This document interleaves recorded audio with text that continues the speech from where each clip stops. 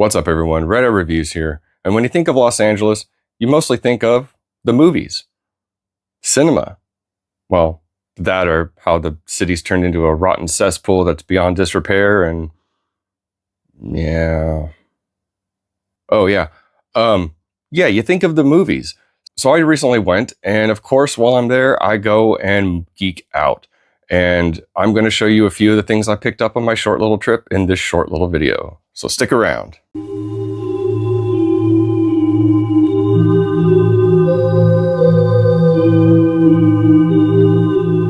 So the first place I went to check out was Hollywood Book and Poster, and they are on Magnolia Street in Burbank, California. Now, if you don't know Hollywood Book and Poster, this place has everything. If you're a movie fan, they have posters, they have standees and press kits, they have screeners, they have DVDs and Blu-Rays, they have books, they have soundtracks, and their inventory changes on the regular. So every time you go in there, they're always going to have something new and exciting, usually vintage, usually of the 80s and 90s. It's a movie lover's paradise, trust me. Trust me. So I was there and I was able to pick up Taxi Driver on beta. What is that? Oh shit, what? What is that? So if you're unfamiliar, beta and VHS were like the HD, DVD, and Blu-ray of the 70s and 80s. They were fighting it out for which format was going to be on top, and of course VHS won. So beta, reduced to the shadows, didn't put out a whole lot of movies because, well, they lost the war. So I picked up Taxi Driver on beta, and I gotta say, this is great because I don't plan on watching this because I don't own a beta player, but I am a huge Taxi Driver fan, and this just goes right in there with all my other Taxi Driver memorabilia. And I just love looking at this thing. I mean, it's great. It's of the time. It's in really good condition, especially for the price. I gotta say, it was a no-brainer. So yeah, this is pretty damn cool, and I gotta give it up to Hollywood Book and Poster. Check them out if you were in the Los Angeles area. I mean, look at this. This thing is, artwork is beautiful. That spine and that back. Oh, this is amazing. I really, really love it. And thank you again, Hollywood Book and Poster. So after that, I ended up going to Amoeba Hollywood. I picked up, well, let's just say a few Blu-Rays. I wish you weren't a liar. First thing I picked up from them was Little Monsters on Blu-ray. So this is something I hadn't seen in a long time. In fact, I remember seeing this in the theater with my mom and just having all the emotions as a kid of, you know, comedy and horror. And I think this was like maybe my first horror comedy as a kid. I don't know. It's horror comedy adjacent. Great little movie about a monster under the bed that basically takes a kid to the underworld. Stop him! Wow, that doesn't sound good now that I'm saying that out loud. Little Monsters is about the monsters who live under your bed. And under the bed, there's like a transport to their world. And what happens is one of the more badder monsters goes and takes a child. God, this is all just gonna get flagged by YouTube at this point.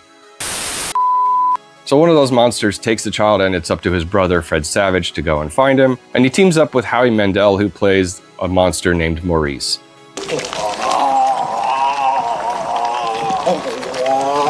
It's great late 80s comedy classic if you're of a certain age. I mean, I'm sure if you were a teenager in the 80s, you weren't into this. But if you were a kid in the late 80s, you were into this. I was, so I am. Everybody getting this so far? Also, where I was exposed to the group The Talking Heads. Their great song, Road to Nowhere, plays at the end of this. I think a lot of 80s kids got into The Talking Heads based on this song in this movie alone. Myself included. Yeah. Next thing I picked up from Amoeba was The Lady in White on Blu-ray from Shout Factory. So this is the coveted, out-of-print, hard-to-find double disc edition from Shout Factory. Apparently there's rumors of Vinegar Syndrome putting out a 4K, but at this point it's only rumors, and like the rumors I'm hearing, it just kept getting pushed back and back and back. So it is going to come out. I'm aware of that, but this was pretty damn cheap and I had a credit, so I had to pick it up because who knows when that Vinegar Syndrome is going to be released. So in the meanwhile, I have this. Lady in White is something I came very late to the game of. I literally just saw this within the last year, and I'm ashamed of myself because it's really, really awesome. You should be ashamed of yourself. But I really, really loved it, so I'm really glad to pick it up. It's basically like a murder mystery involving ghosts and a small child. Stop him! Please don't take this video down, YouTube. So yeah, Lady in White, highly recommended and worth picking up if you don't mind that a 4K is going to be released down the road from Vinegar Syndrome. Fuck. All right, next thing I picked up from Amoeba was Delta Force on 4K from Shout Factory. So this is an upgrade for me. I had the Chuck Norris triple feature from MGM that had Delta Force and Missing in Action 1 and 2. But I saw this on the shelf at Amoeba for a pretty low price. Again, I had credit, had to pick it up. Since we lost Chuck Norris recently, I've been wanting to watch Delta Force again, and what better way to watch it than in stunning 4K. I haven't had a chance to check it out in this format yet, so if there's something wrong that I don't know about, please let me know in the comments below, because they had a couple copies of this and that made me a little suspicious. That made me a little concerned that no one was picking this up at such a low price. But I did. I hope it feels good. I also have another upgrade from Blu-ray to 4K, and that is Minority Report on 4K from Paramount. Minority Report is a pretty damn good film. It's one of Steven Spielberg's later greatest films, and I really dug it back when I saw it in the theater back in the day. You're really old. And I'm glad to see it's on 4K. I've heard good things about it. Haven't had a chance to check it out. You always say that, the same thing every time. But I hear it's an upgrade, so I got rid of that crusty old Blu-ray and decided to go with this. It's really quite interesting. It's a film that always gets me like captivated as soon as I start watching it, and I just can't stop watching it. So Steven Spielberg, Tom Cruise, yeah.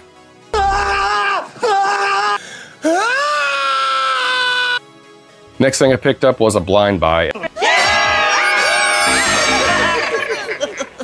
Good screaming, everybody. And that is Raw Force on Blu-ray from Vinegar Syndrome.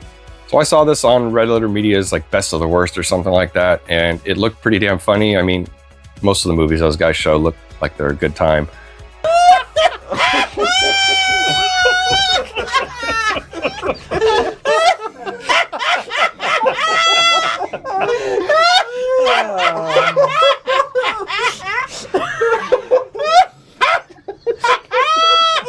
All I know is that it's set on an island, it's got some kung fu and some nudity and drug use, so hey, I'm all on board for that.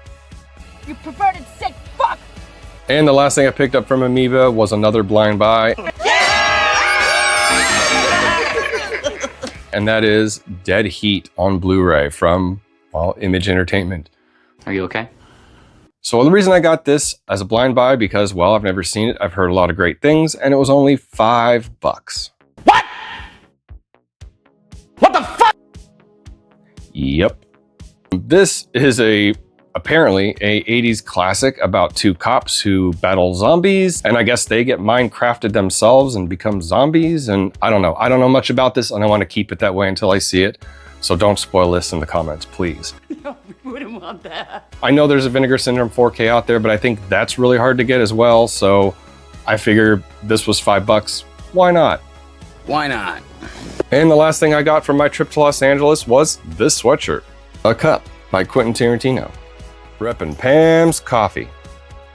Pam's Coffee is Quentin Tarantino's coffee shop, which is located right next to his Vista Theater movie theater on Sunset. And I went there and I caught a midnight screening of Jackie Chan's Police Story, which was pretty damn amazing to see on the big screen. Man, every time I go to the Vista, it's a great experience. The crowd's always great and respectful. There's no phones, there's no talking because, well, they don't allow it. Shut the fuck up! But back to Pam's Coffee, you can get a whole bunch of different kinds of coffee there. Highly recommended. They also sell beer, water, RC Cola. You can also get a bowl of Captain Crunch cereal, regular, peanut butter, or Crunch Berry. And you can sit there and drink your coffee, eat your cereal, and then walk next door and go see your movie. Or bring those items into the theater with you, assuming Pam's is still open. They weren't when I went at midnight. Highly recommended. Two great businesses that are movie themed and movie related right next to each other. And hey, at Pam's Coffee, you might even meet a celebrity or two. I've already met Jack Black there, and that was pretty fun. I have a video about that, if you give a shit. No. That was my pickups from Los Angeles. What'd you think? Let me know in the comments below. Oh, fuck you!